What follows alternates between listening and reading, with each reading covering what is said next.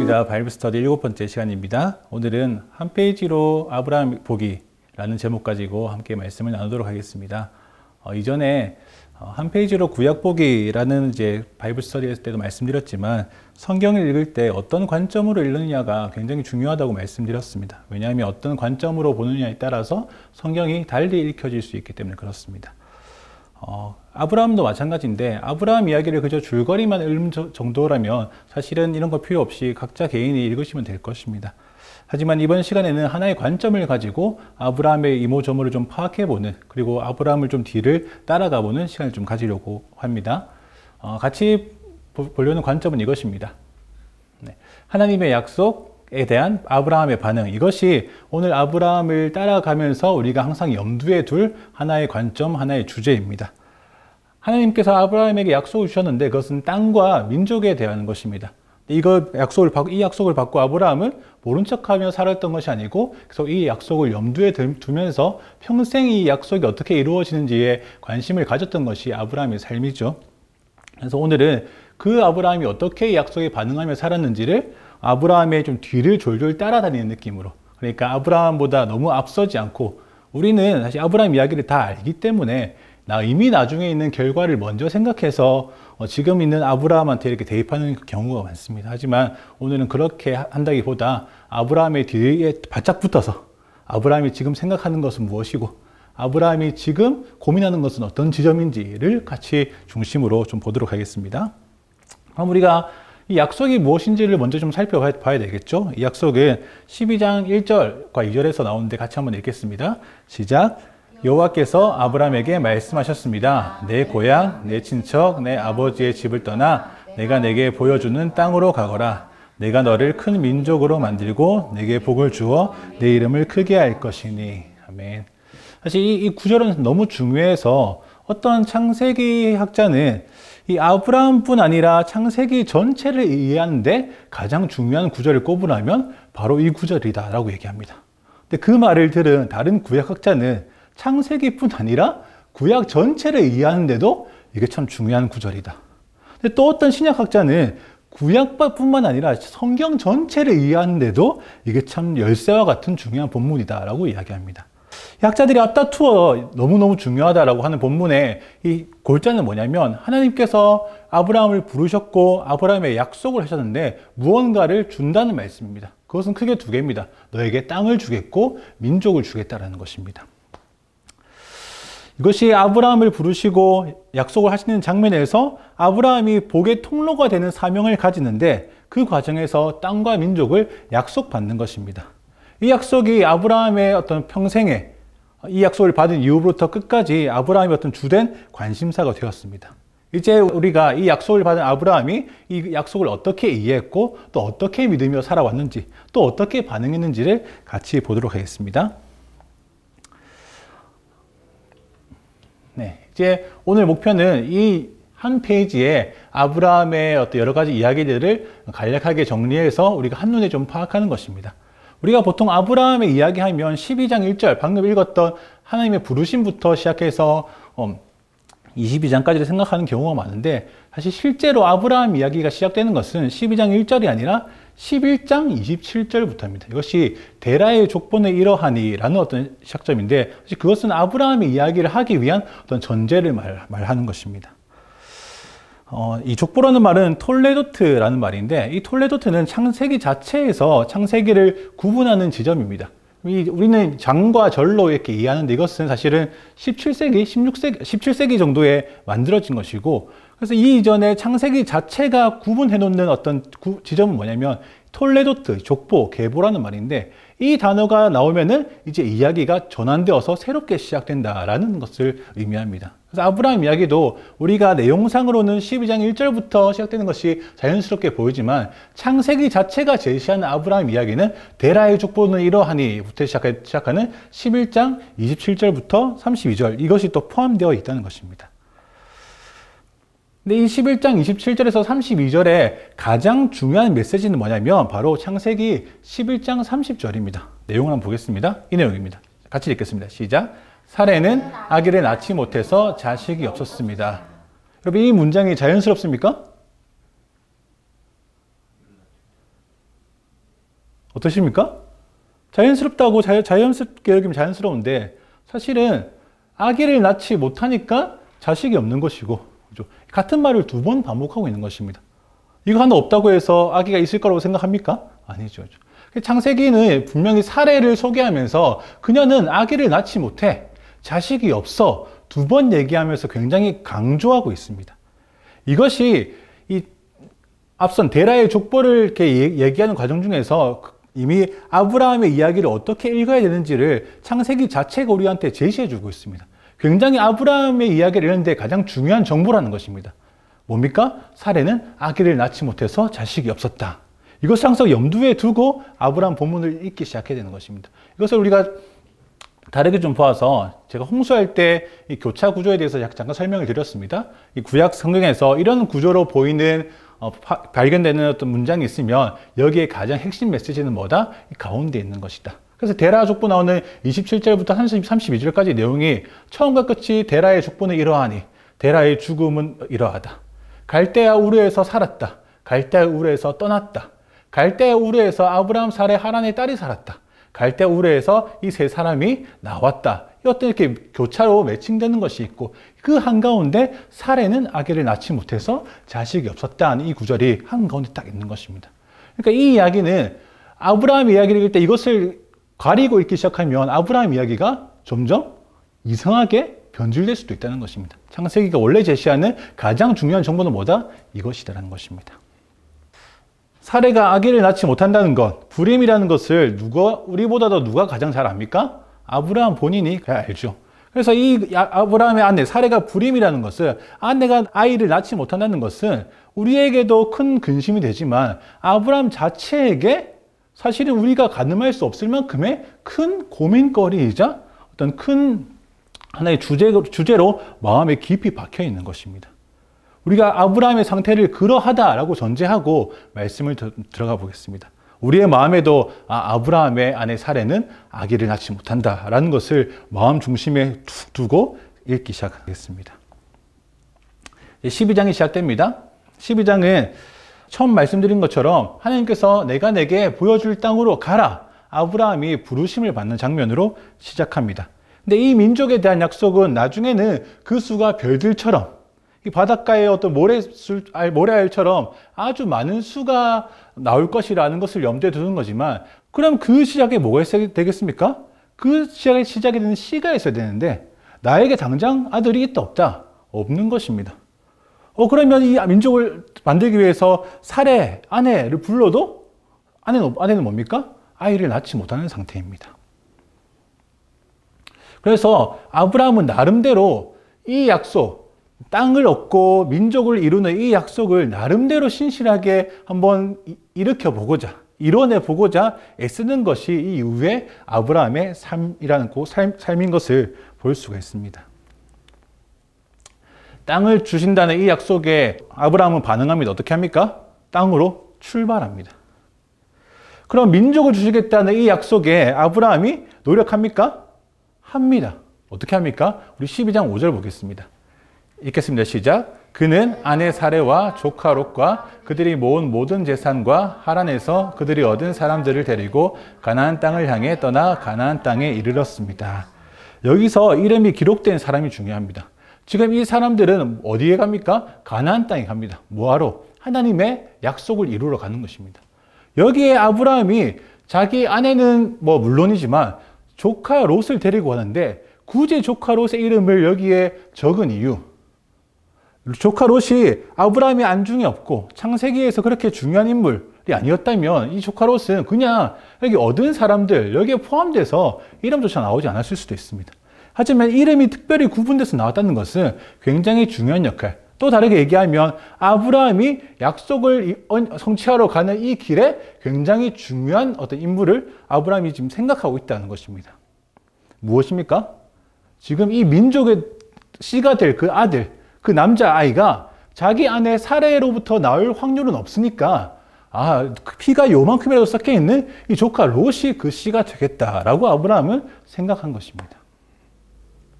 그래서 아브라함이 이후에 조카 롯을 굉장히 끔찍하게 애지중지합니다. 그럼 바로 나오는 12장에 어떤 사건이 있냐면 아브라함이 이집트에 갔다가 자기 목숨을 잃을까봐 자기 아내를 여동생이라 부르라.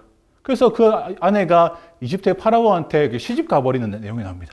자기 목숨이 중요해서 아내를 그렇게 약간 잠깐 외면했던 그 아브라함이 그 다음 장 가면 포로로 잡혀있다는 롯을 위해서 자기의 목숨을 내놓고 전쟁에 참여합니다. 아니, 아내를 위해서는 자기 목숨이 아까워서 아내를 모른 척했던 아브라함이 롯이 엉뚱한 데 있다가 잡혀갔다는 이야기를 듣고 자기 목숨을 내고 전쟁에 참여한다. 이것은 그저 아내보다 롯을 더 사랑했다 이 정도의 개념이 아니라 지금 아브라함이 롯을 굉장히 귀중한 역할을 하는 그런 자로 보고 있다는 것입니다. 하나님께서 주신 이 민족의 씨앗이 되는 자가 지금 아브라함 첫 번째 눈에 들어온 것은 롯이라는 말입니다. 롯을 보고 쟤인가 보다. 그래서 이 이후에 아브라함이 롯을 향한 특별한 어떤 애정들, 특별한 어떤 그 헌신들이 그렇게 이해될 수 있는 것입니다. 그럼 이따가 다시 좀 보겠습니다. 어쨌든 12장에서 사레와 조카 롯을 데리고 가나안 땅에 갑니다. 그죠? 근데 이 가는 길이 좀 험한 것은 아닙니다. 왜냐하면 15장 5절에 가나안 땅에 떠났는데 여기서 바로 가나안 땅에 도착합니다. 그죠? 그래서 이미 이 가는 길이 순탄하게 쑥 들어갔습니다. 하지만 갔는데 거기는 생각보다 그렇게 풍요롭거나 살만한 땅이 되지 못했습니다. 이 성경에는 바로 그 해인지 아니면 얼마 후인지 잘 모르겠지만 굉장히 심한 이 기근이 왔다. 가뭄이 들었다. 그래서 지금 아브라함은 정처 없이 거기를 떠나서 이집트로 자기 살 길을 찾아 떠나는 장면이 이 12장 그 다음 구절에 계속 나옵니다. 근데 이집트에 가는 동안 아브라함이 현실적인 어떤 문제에 직면하면서 고민거리가 생겼습니다. 뭡니까? 아내가 너무 아름다워서 이 아내를 이집트 많은 사람들이 탐낼 건데 내가 이 아내의 남편이라고 하면 나를 죽이고 이 아내를 데려갈 거야. 그러니까 아내한테 뭐라고 합니까? 내가 너의 남편이라고 하지 말고 내가 너의 오빠라고 하자 라고 하는 장면이 그 다음 구절입니다. 읽어보겠습니다. 시작. 그는 이집트에 들어가기 직전에 아내 사레에게 말했습니다. 보시오, 당신의 용모가 아름다운 여인임을 내가 알고 있어.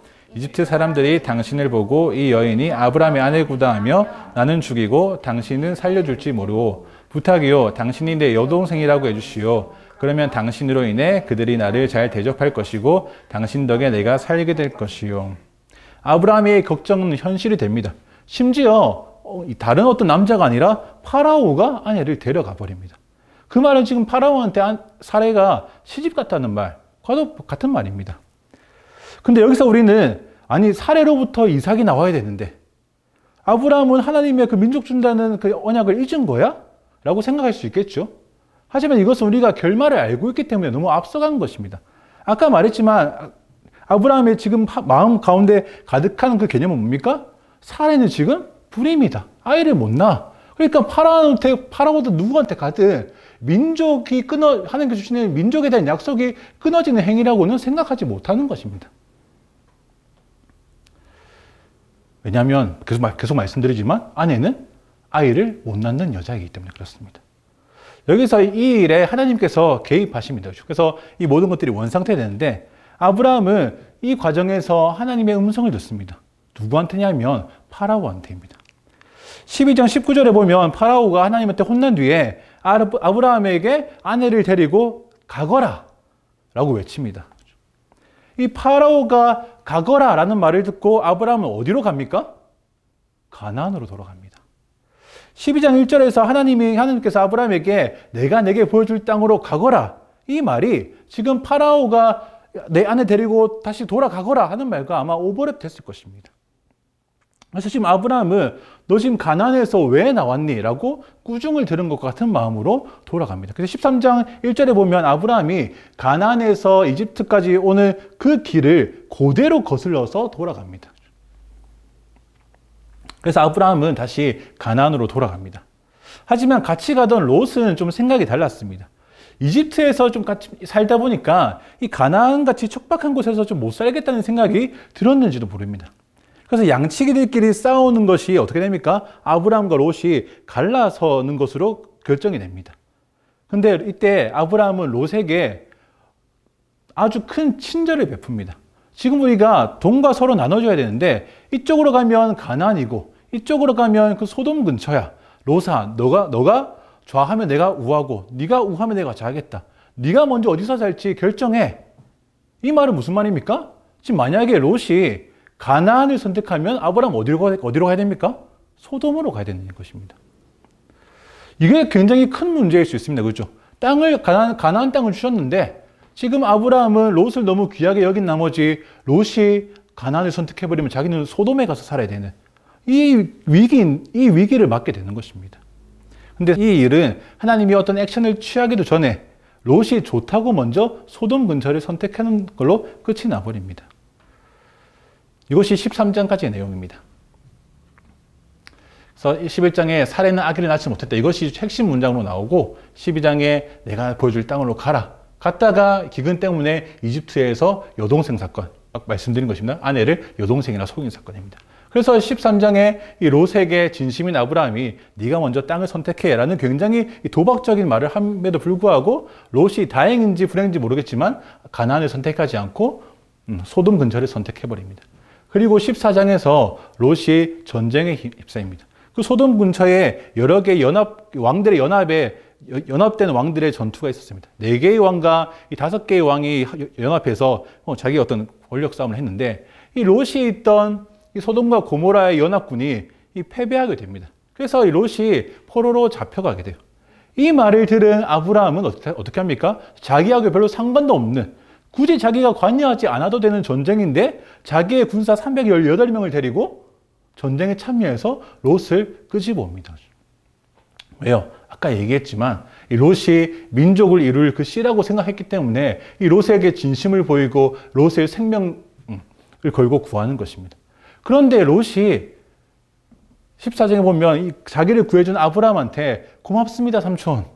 다시 내가 이제 소돔에서 못 살겠어요. 살아보니까 이게 너무 더럽고 추잡해서 내가 살 곳이 아니에요. 다시 가나안으로 돌아갈게요. 라고 말합니까? 말하지 않습니다.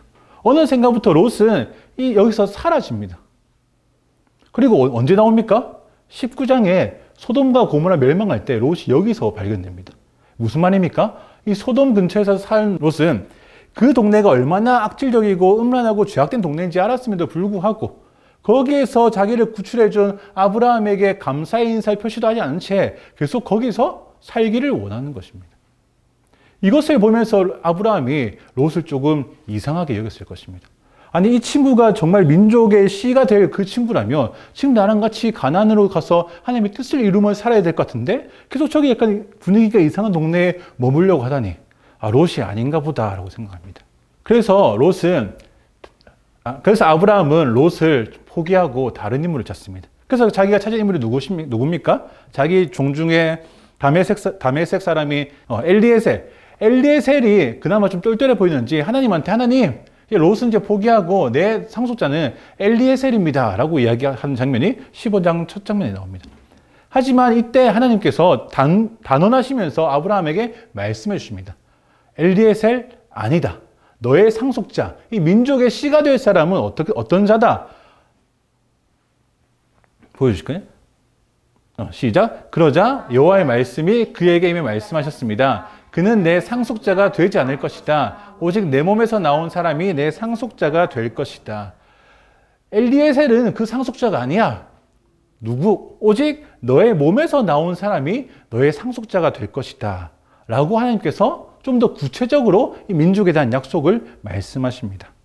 그리고는 그걸 말씀하시면서 언약 체결, 이 짐승들을 반쪽에서 나눠놓고 그 사이를 하나님께서 왔다 갔다 하시면서 이 목숨을 건었던 그 언약 체결을 이때 이루어 주십니다. 반드시 내가 그것을 이룰 거다라는 말입니다.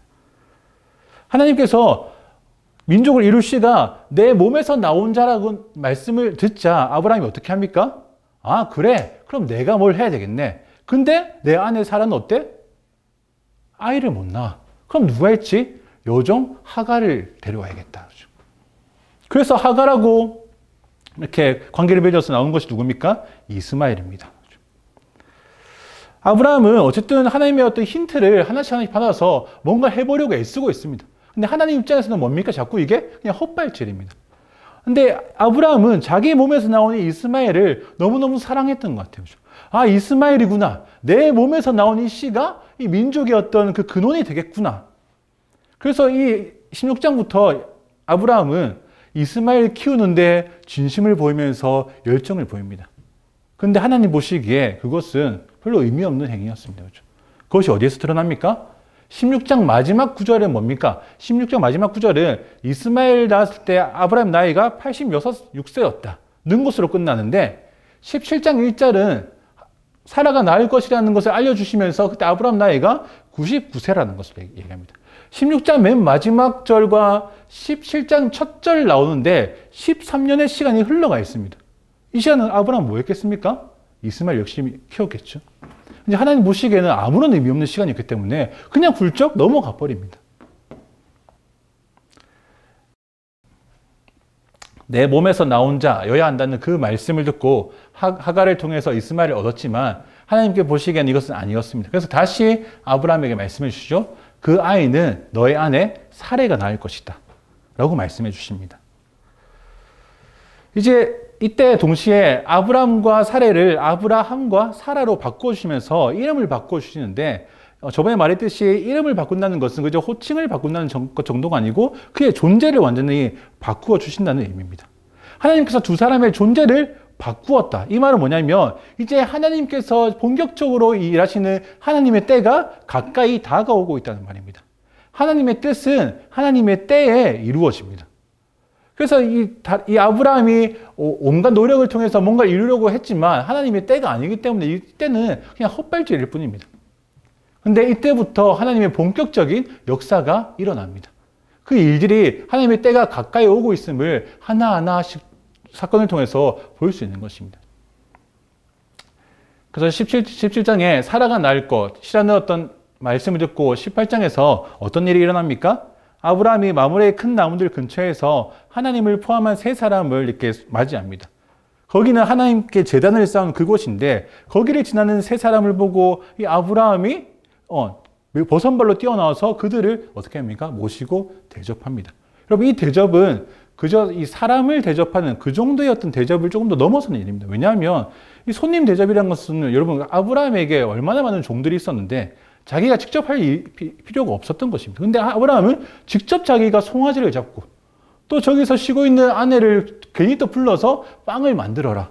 그래서 이 손님들의 대접은 지금 아브라함과 사라가 직접 하고 있는 것입니다. 그래서 이 하나님께서 그것을 다 드시고 아브라함과 사라에게 내년 이맘때쯤 다시 올 텐데 그때 사라에게 아들이 있을 것이다 라고 말씀하십니다. 드디어 하나님께서 정하신 때가 왔다라고 알려줍니다.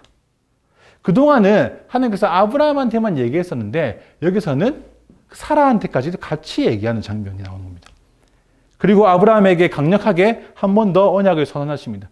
이제 하나님의 때가 왔는데 내가 너를 어떠한 존재로 불렀는지를 각인시켜 주십니다. 이것이 창세기 18장 17절에서 19절입니다. 읽겠습니다. 시작. 아브라함은 분명히 크고 강한 민족이 될 것이며 땅의 모든 나라들이 그를 통해 복을 받게 될 것이다. 내가 아브라함을 선택한 것은 아브라함이 그의 자녀와 그의 집안 자손들에게 명해 여호와의 길을 지켜 의와 공의를 실천하게 하기 위한 것이다. 그리하여 나 여호와가 아브라함에게 말한 것을 그를 위해 다 이루고자 하는 것이다. 여기 아브라함의 어떤 존재를 조금 더 한층 더 업그레이드 시켜주는 말씀을 하십니다.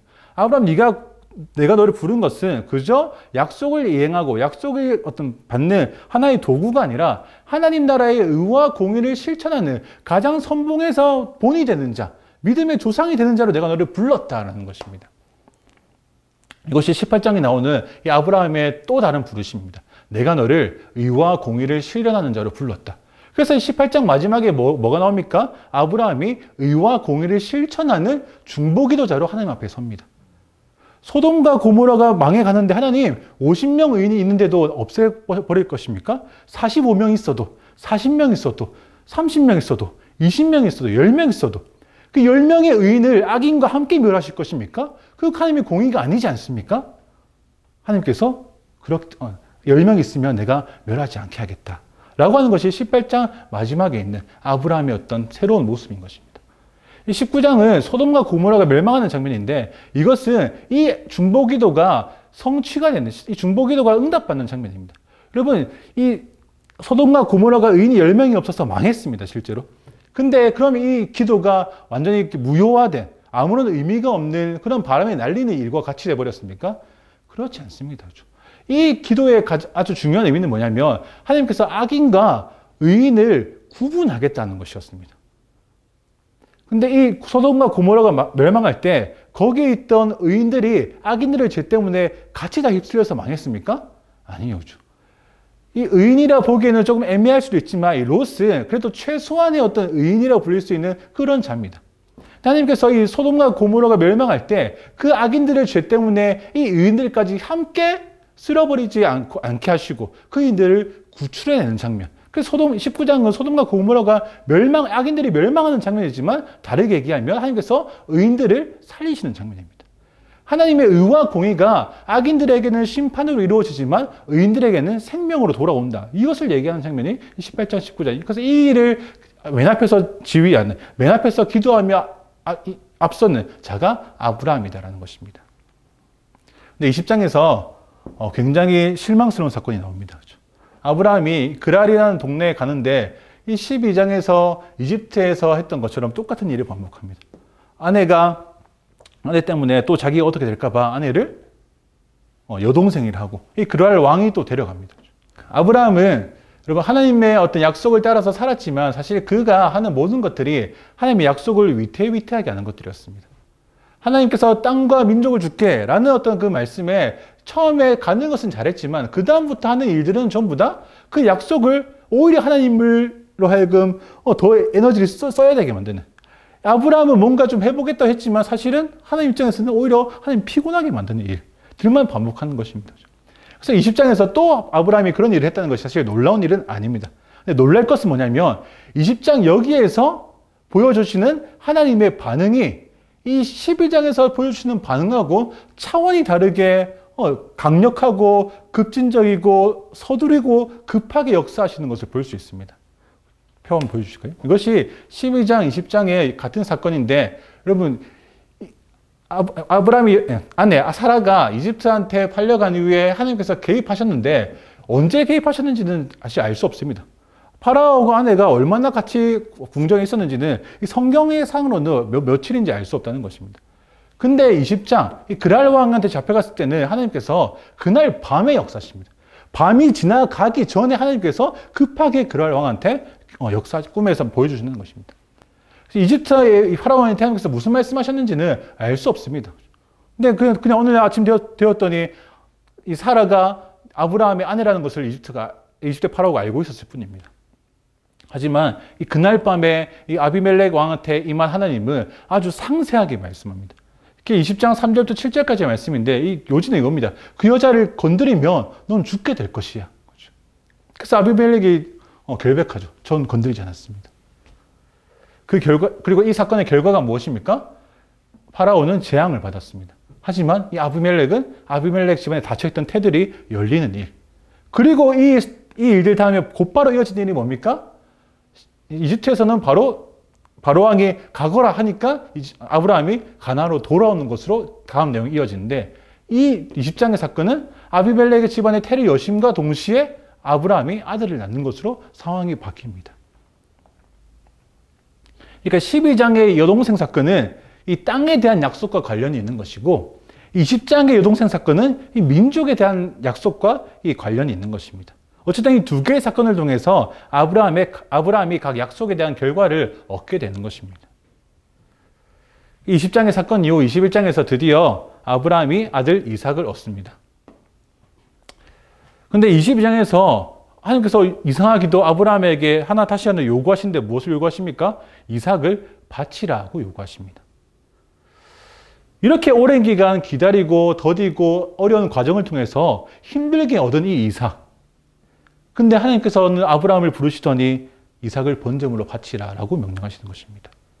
창세기 22장 1절 2절 제가 읽어드리겠습니다. 22장 1절 2절 이런 일이 있은 후 하나님께서 아브라함을 시험하셨습니다. 하나님께서 아브라함에게 말씀하셨습니다. 아브라함아, 그가 대답했습니다. 예, 제가 여기 있습니다.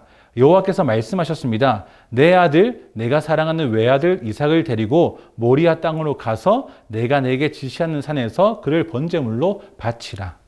그럼 이 명령에 아브라함이 어떤 생각을 했을까요? 우리가 여러 상상력으로 아브라함이 긍정적인 생각을 당연히 드려야죠. 아니면 어떻게, 왜요? 할 수 이렇게 있지만 성경 자체에서는 이 아브라함이 어떤 생각했는지에 대해서는 그리고 침묵합니다. 말하지 않고 곧장 어떻게 합니까? 그 다음날 아브라함이 이삭 데리고 산으로 떠납니다. 마치 12장 1절에서 하나님께서 너의 아비 친척집을 떠나서 내가 알려주는 그 땅으로 가라 했을 때 아브라함이 다른 말 재지 않고 곧장 가는 것과 마찬가지로 여기서도 모리아 땅으로 가라니까 바로 가는 것입니다. 실제로 가나안으로 떠나라고 하는 이 문장과 모리아 산으로 가라고 하는 이 문장은 이 굉장히 독특한 이 두 단어를 같이 사용합니다. 이 가라는 말인데 이 보통 가라는 말을 쓰려면 그냥 레크 쓰면 됩니다. 이 할라크라는 말인데 레크 가라. 근데 이 레카라는 말은 아주 독특하게 이 전치사인데 2인칭 전치라서 이것을 강력하게 꾸며주고 강화하는 말입니다. 성경 전체에서 이 가라는 말을 이 레크레카로 쓴 것은 이 두 구절밖에 없습니다. 그러니까 지금 이것은 하나님의 두 번의 명령이라는 것입니다. 이 레크레카는 이거는 가라는 말이고 이거는 전치사인데 뭐 여러 가지 의미로 풀 수 있을 건데 이게 2인칭으로 되어 있어서 직역하자면 뭐 너를 위해서 가라, 너를 향해 가라 뭐 이런 의미로 쓸 수 있는데 문맥안에서 의역을 하자면 이 너만 갈 수 있는 그 길을 가라. 뭐 그래서 그 정도입니다. 그러니까 12장에 나오는 이 레크레카는 이 땅에 대한 언약을 성취하기 위해서 순종해서 가라는 말씀이고 이 22장에 나오는 레크레카는 이 민족에 대한 약속을 성취하기 위해서 너만 갈 수 있는 길을 가라는 것입니다. 이 둘 다 아브라함이 고민도 하지 않고 곧장 순종해 버립니다. 실제로 가나안 땅으로 출발해 버리고 실제로 모리아 산으로 출발해 버립니다. 하나님의 시험을 쑥쑥 통과해 버립니다. 이 이후의 이야기는 우리가 잘 압니다. 그죠? 진심으로 아브라함은 이삭을 번제물로 바치려고 죽이려고 했습니다. 그죠? 그때 하나님께서 급히 말리시고 옆에 보니 덤불에 뿔이 걸려있는 순양, 하나님이 예비하신 제물로 번제를 대신 드립니다. 그리고 마지막으로 그 일이 있은 후에 하나님께서 언약을 다시 약속하시고 성취하실 것을 알려주는 것이 22장 마지막입니다. 시작. 여호와의 말씀이다. 내가 나를 두고 맹세한다. 내가 이렇게 내 아들 곧 내 외아들을 아끼지 않았으니 내가 반드시 내게 복을 주고 반드시 내 자손을 하늘의 별처럼 바닷가의 모래처럼 많아지게 하겠다. 내 자손이 원수들의 성문을 차지할 것이다. 내가 내 말에 순종했으므로 내 자손을 통해 이 땅의 모든 민족들이 복을 받을 것이다. 정리하겠습니다. 이것이 그래서 우리가 정리한 아브라함의 어떤 언약에 대한 어떤 반응들을 가지고 정리해 본 것입니다. 11장에 아까 무엇을 얘기했습니까? 사례는 아기를 낳지 못한다. 이것이 아브라함 이야기를 읽어가는 주된 포인트였습니다. 그래서 12장 첫 번째 레크레카 뭐였습니까? 네가 가야 하는 그 길을 가라. 그렇죠? 어디였습니까? 가나안 땅으로 가라. 하지만 곧장 이집트로 도망가 버리고 이집트에서 요동생 사건을 통해서 하나님한테 아브라함이 꾸중을 받고 다시 가나안으로 돌아오게 되죠. 그 과정에서 롯은 아브라함의 기대를 조금씩 저버리기 시작합니다. 롯이 그 민족의 씨가 될 줄 알았는데 가나안에 가지 않으려 하고 소돔에서 계속 머무르고 싶어 합니다. 그래서 롯에게 실망한 이 아브라함은 롯이 아니라 자기의 종이었던 엘리에셀을 내 상속자로 여기겠습니다 하니까 하나님께서 걔 아니다. 너의 상속자는 네 몸에서 나온 자다. 나랑 이 죽음의 언약을 하자. 그래서 내 몸에서 나오는 자구나. 그러니까 하갈하고 관계를 맺어서 이스마엘을 낳아서 얘가 그 민족의 씨가 되는 애겠구나. 그래서 13년을 열심히 키웁니다. 하지만 그 과정은 성경에 기록되지 않습니다. 하나님 보시기에 의미 없는 시간이었습니다. 13년이 곧장 찢어서 하나님께서 이스마엘 아니고 사라가 낳을 것이다. 그 일을 이루는 하나님의 때가 시작되는 것을 알리기 위해서 하나님께서 직접 오십니다.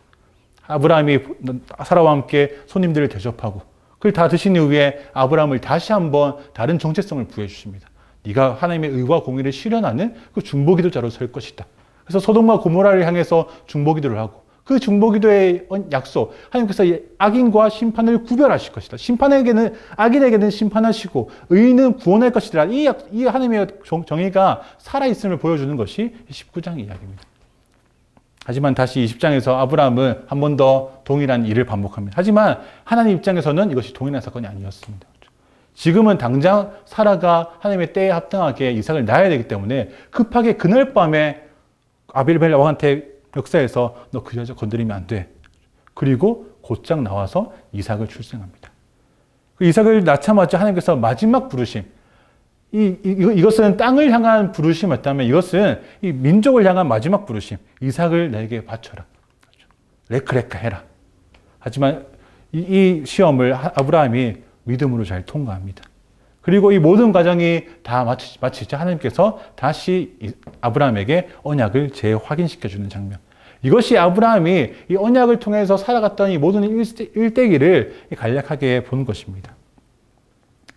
여러분, 하나님께서 시작하신 언약은 아브라함의 계획을 따라서 이루어지지 않음을 우리가 계속 봅니다. 그렇죠? 하나님의 뜻은 하나님의 때가 이르렀을 때에 하나님께서 직접 이루시는 것을 우리가 보는 것입니다. 그런 하나님의 역사 앞에 우리는 아브라함처럼 레크레카라고 말씀하실 그때마다 주저없이 레크레카하는 그런 믿음의 삶이 되시기를 축복합니다.